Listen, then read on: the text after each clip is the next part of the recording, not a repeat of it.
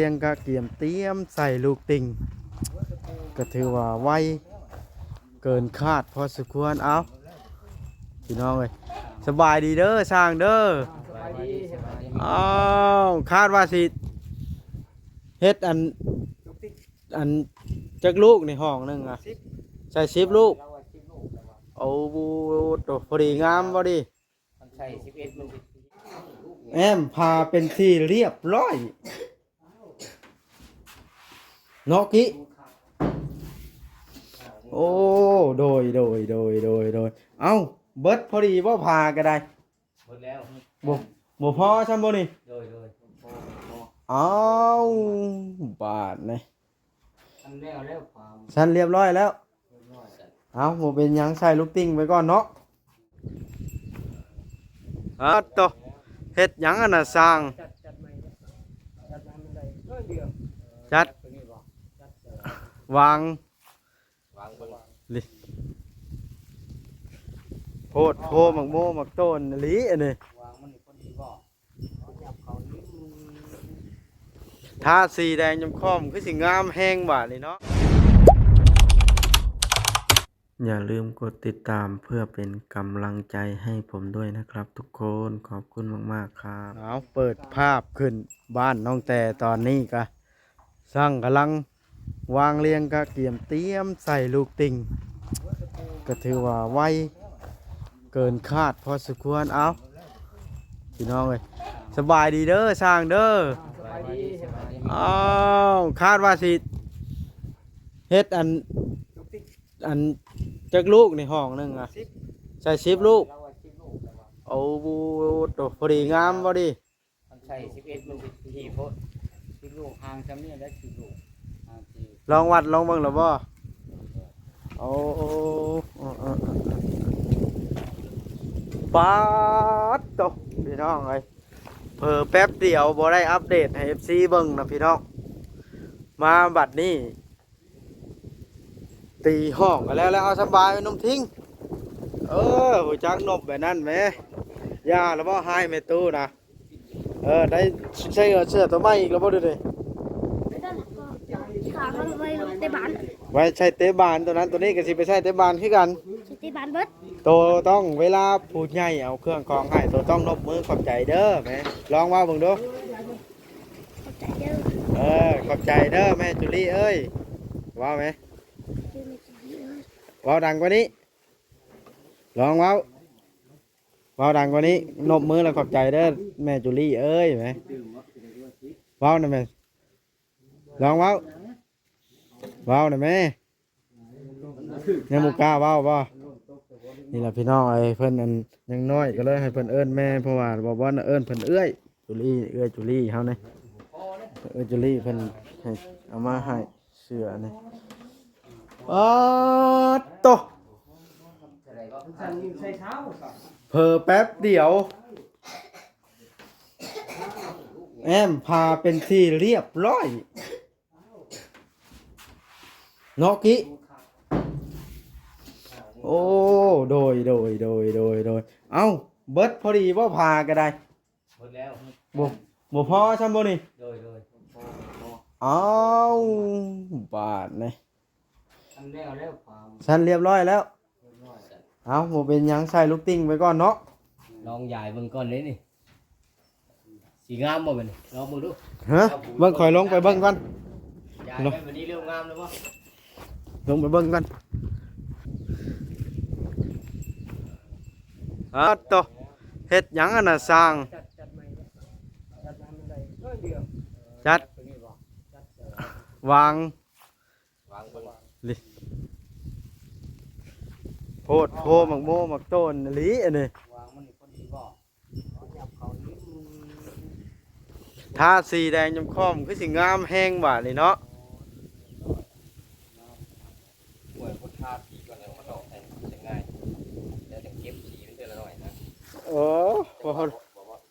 แบบค่อยใช้ชีวิตเป็นยังบ่45ใช้ชีวิต45นี่สิใช้จักลูกของโพนั้นสิใช้จักลูกตัวนั้น3ลูก10 20 30 40 1โอ้ใส่10ไปแล้ว1 10 2 10 30 40 45มันจังห้อง1 2 3 4ห้องมันก็เหลือลูกนึงกันใส่11เนาะใส่11แล้วซะเหลือลูกนึงได้กันใส่ห้องละอัน11นะมัน45ดิบ่ได้กันไดนี่ คันใดก็ใช้ขึ้นมาพร้อมบ่ แม่น สิใช้จักลูกตัวน่ะ ใช่ได้ใช้ ห้าเพิ่นว่าห้า โอ้ คันก็หาลูก คันใช้5แล้วเอาไว้ใช้คันใดใช้10 แล้ว สิบก็ห้องละสิบ เพราะว่ามันอันคันใดนะว่าบ่ได้ใช้ใช่ดอกคันว่าใช้คันใดพร้อมก็ใช้ห้องละ10ถึกแล้ว บ่ใส่40เนาะมีจะวางบ่ 4ห้องหนึ่ง 3 4ห้อง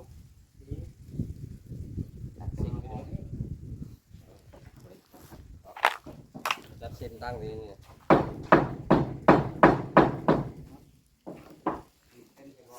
หนุ่มทิ้งก็มานั่งอยู่แล้วบาดนี่ฮู้จักความคนแล้วพี่น้องเอ้ยนี่แหละคนเฮาต้องได้บอกได้สอนเอา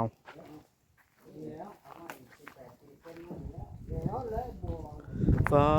แต่เฮ็ดขึ้นซำนี้แล้วรู้สึกว่าหน้าตาดีอหลีเฮือนนี่เนาะสบายดีเด้อเป็นไดชาเทือง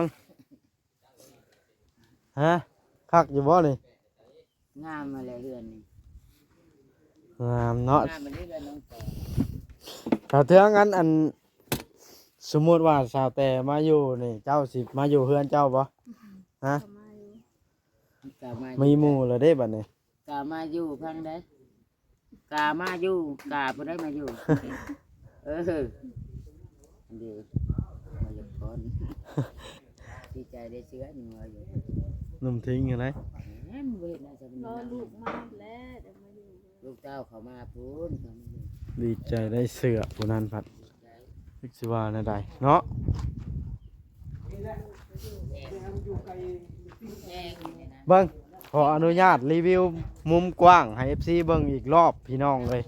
ว่างามส่ำใดอันเด้ขนาดบ่ทันได้ตกแต่งได้นี่พี่น้องเอ้ย โอ้สิใส่ยาวเขาพูดว่าว่าจะเรียนมาตัดคนนี้ดอกไปอยู่เลยแม่นตั้งเป็นอาชีพเป็นนะสำคัญ สร้างเพิ่นว่าคันตกแต่งแล้วนี่แฮงงามเพิ่นว่า คือนั่นเขาตียาวเลย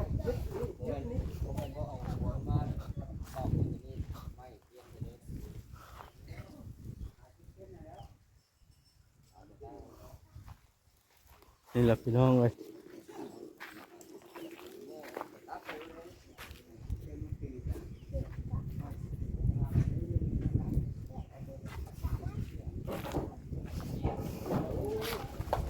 ขึ้นไปเบิ่งสร้างอีกก่อนฮ้อนแดดเบิ่งจะข้างคันใดได้หนุ่มทิ้งเอ้ยเอ้ยสิได้แต่มันเบิดก่อนเนาะไปหาแล้วทำบุเบิดนะยันเรียบร้อยมานี่เนาะติดบานพร้อม คิดบานเลยครับบอกไปทั้งบอกแหละ ฮะ ห้องไผ่ถามว่าห้องไผ่เหรอแหละ มอบมันคอยติดบอสบานเนี่ย มันจะหัวจับอีกทีไข่เนาะ โอ้ห้องน้อยกว้างเนาะ สิบอกให้ไหนนอนห้องกว่า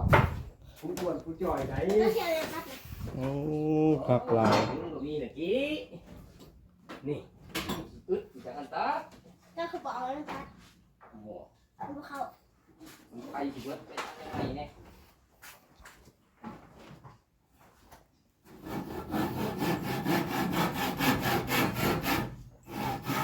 แน่นเฮือหลังในกล้วยโบติงเนาะ โปรตีนไหนย่อมทำโปรตีน มันเฉาใหญ่ลายเฉาครึ่งเนาะ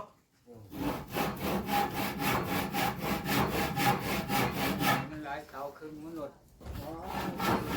มันละแน่นตีเนาะ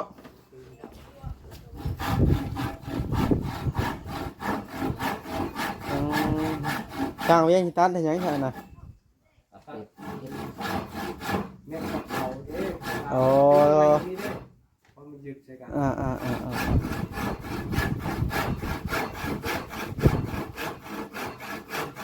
แต่ภาคเดียวบ่หรือสอง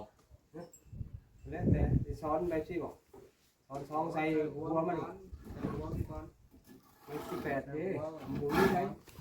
นี่ ใส่ เลย ใหม่นั่นบอกว่า ไว้นี่ดิ บ่สิปกหัวมันเดี๋ยว แม่คันใดตรงนี้นอนเหรอเราสิแซ่ได้บ่เห็นไหมหน้าซิปได้สิแซ่ได้หน้าซิปคุณบอก ถ้าเท่านั้นแหละ ตกน้องช่างลุยก็ลุยแต่แท้ช่างเลี้ยงก็เลือกหัวเลือกกระปู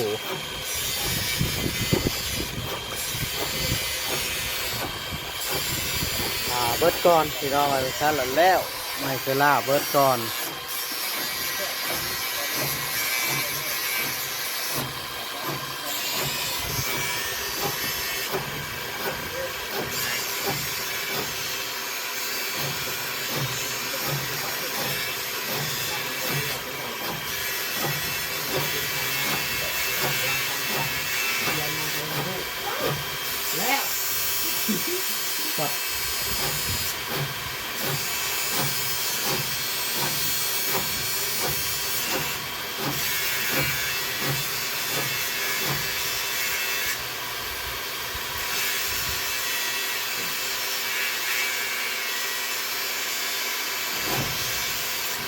พี่น้อยนมทิ้งหูจักมานั่งน้ำมูแล้วเด้บ้านน่ะ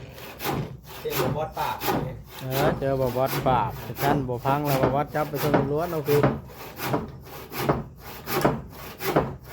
เอาวัดนี่คือนักปราบเล็กน้อยบ่ถ้ามีก็บอกทั้งเลยทำงานบอกวัดได้เลยอาจจะเป็นไปได้ว่าวัดปกติต้องเป็นนายครูเนาะ ก็กระพุ้งลงก่อนแล้วหายใจนี่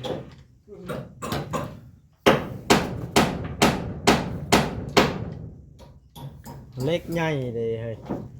ลงก่อน1กิโล เด็กยัง ไม่ต้อง นี่ ยาก แล้วเราไปต่อคนถิ่มแล้วบ่ เออ เล็กยังเสร็จ เอาเล็กโคกแม่นพอดีแช่เรือง บอกตันยาวจำนั้นมันหัวนี่มันจะทำยังไงตอบลงมันบดแหลมมันบดแหลม ลงเลย อ้าวมันตอกล่องไม้ไงมันก็ โอ้ นั่นแหละ เข้าเสย เขา ลูกแรกเอาแล้วได้เสย ต้องเชียงมือ บ่เป็นยังต้องไปหักยุ่งไปต่อมันยังบ่ได้อันนั้น ตีมันจะ เดคานเทิงมันยังกระแน่นแล้ว เอาต่อบัดนี้ ออกไปเรื่อย ลูกแรก ของปี ๆว่าไม่อันนี้ตอบง่ายแล้วไม่อันนี้ไม่ยังบอกไม่ล้างตอนนั้นนี่ไม่ปีนไม่ล้าง หัวของปีนะที่เอามาตัวนี้นี่หัวมันจังบ่ลาย ตัวนี้มันหัวลายมันบ่อยากลุยเนาะ แม่นหัวลายมันบ่มื่นมันบ่ลื่นมาต้องไหมทางเวียงช่วงที่มือเจ้านี่ โอ้ยมันแน่นอนอยู่เลยสันติมาชาติ คนตีเจ้ายาวตอกน้อยโคตร โอ้ยเขาตี ต ค อน น สุ เพิ่ ด น แล้ แล้ว ว ตัวมันรถใกล้กันนี่ ตีตอกปีไก่รถ มันคดแล้ว รถมันบ่เข้า เอาไว้ไว้ บ่ได้ มันยาวเนาะตอนขึ้น ถอดออก เอามาไปเลยพอมันยาวดิ ยาวมันล่มอยู่แล้ว มันก็คือมันจะสั่นได้2เซนนี่ก็โอเคแล้ว3เซน นี่4เซนพอเต ต้นอยู่นะ นี่อันนี้พอดี นี่บ่ ลองมึงดู กันตัวน้อยๆนี่แหละพอดี ตัวน้อยก็ได้ก็ว่า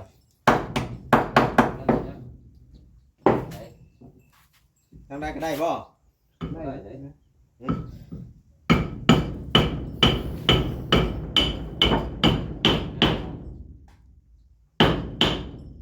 แซ่บมากมันบ่สุดมันสุดบ่ได้แล้วนะหั่นก็ได้เบิ่งนมทิ้งสิลงนี่ ยันคนอิงเห็นไหมตัวนี้เห็นไหม เดี๋ยว บ่มันก็ค่าผนังอยู่เด้ทั้งทั้งมันจริงลงมันอะไรอยู่แล้ว ตะปูแปดได้ถึงเนาะ ผู้ปกครองจะเลิกถึงพี่น้องเลยใกล้สิแล้วบานนะเบาลีเพิ่นกำลังไปสร้างเวียดโยไม่ใช่ลาบ่พอบ้านเย็นก็ลุงเอาตัวใหม่ก่อนตัวใหม่ก่อน บ้านคนมันได้ใจเย็นก่อนนะ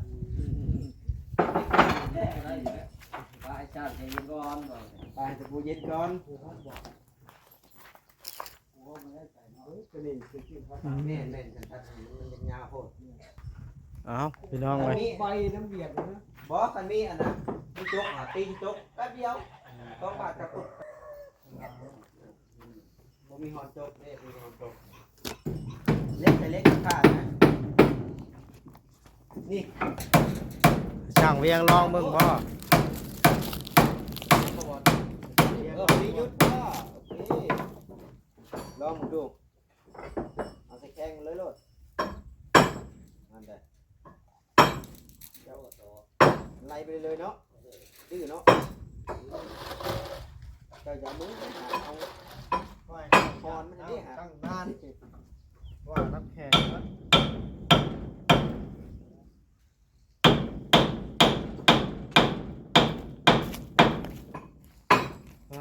ต่อมานี่ติดบานแล้วน้ำนี่เนาะใส่บานเลยเร็วมากไปเร็วนะช่างเห็นเร็วมากทำไม่หลายขอบคุณเร็วมากช่าง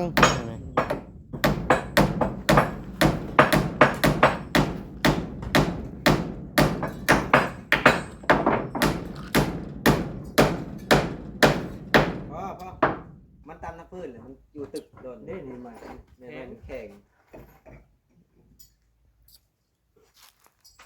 นี่ได้พ่อสามเรียน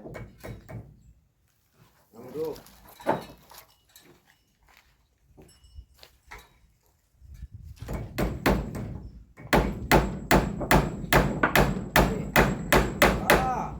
ขักปั้นยังมือเอาจกมาเด้อมือเด้อมาตัดเอายังเอามาตัดตะปูหมดแล้วเอาใบหินเจียเท่านั้นแล้ว คอยกำเล็กตะปูเมื่อคอยจิตัดจักโลคอยจิตัดให้อยู่เรื่องคอยก็ได้ดู เคยนับดอกเอาใบหินเจียน้ำมามันง่ายเอาใบหินเจียนั่นมามันจะง่ายไฟของไฟยังบริใช้ไฟมาหั่นใช่นี่เสร็จเครื่องแบตอ้วใบตัดเล็กมาหั่นแค่ใช่มันก็ซ้ำสิตัดเลยสามเวียมายังมาตัดจนเลื่อนเราอ่ะไปแล้วมีขับตะปูเนื้อเราหน้างานแบบนี้บอสงานตะปูก็ได้ ทีมคนนี้แป๊บๆเดียว ได้ เนาะ สี่แล้ว ทีมอยู่เพื่อน ง่ายเนาะต้องมาพอดีลูกตีข่าวกันจะมากดตีข่าวตีแป๊กลองดูสั่นเลยเนาะได้เสยเห็นไหมเสยโอ้ยงาปลาแต้มเอาลองขึ้นเลยปุ๊บภาษาคนนี้ว่าปกเป็นโอ้จะหน่อยให้เบาสร้างเวียงเอากระดาษทรายพัดเอ้ยพัดเท้าบริญญาต่อแค่ก่อนเลยก็ได้ ต่อ อีกเกียร์นี้เป็นนี้ ก่อนขับประกันก่อนลูกพารถเสียบเจ้านะ มันมีของดี แล้วเลย ในสร้างเวียงตัดเนาะมันน่ะ น้อยเอ้ย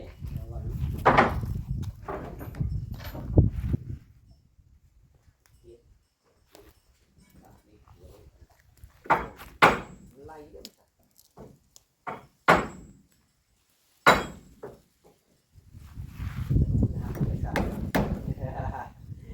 ยาวๆแค่เล็กกระปูกันเนาะ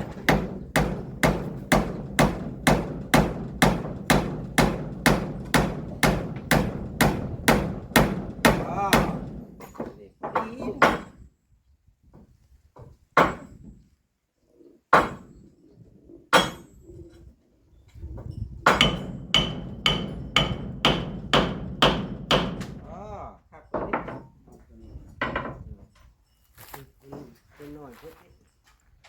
ทาสีใส่บานยังแดงยังคล่อม แลบ เนาะ เลยเนาะ เออ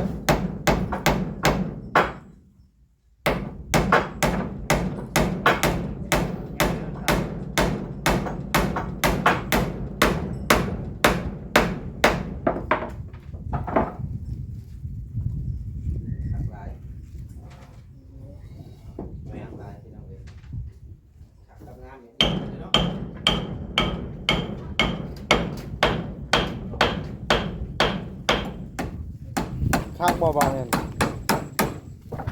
งามงาม เอาบาทนี่พี่น้องเอ้ยคลิปนี้ก็ได้สิได้จบคลิปลงเพียงเท่านี้สักก่อนเด้อพี่น้องเอ้ยตะเว้นก็ค่อยค่ำลงแรงแล้วได้บาทนี้นะพวก4-5 โมงแรงนะได้กลับก่อนละบาทนะส่วนสาวยังกลับในคลิปต่อไปพี่น้องเอ้ย